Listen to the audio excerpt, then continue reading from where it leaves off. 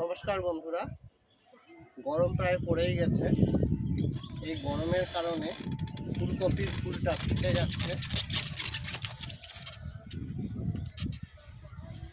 এই যে দেখুন, ফেটে যাওয়া মানে হচ্ছে ফুলকপির বাঁধনটা খুলে খুলে এভাবে যায় এবং এরপর এখান থেকে স্টিক বেরিয়ে আসে ফুলের।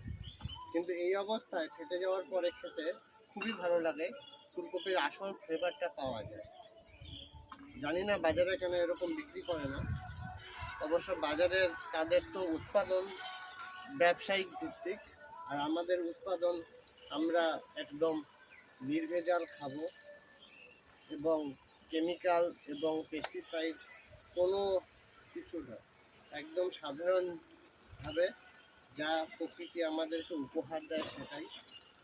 তাহলে প্রকৃতির সেবা করুন, প্রকৃতি যে উপহার দেবে সেটাই প্রসাদ, এবং সেটা খেলে আপনি সুস্থ থাকবেন।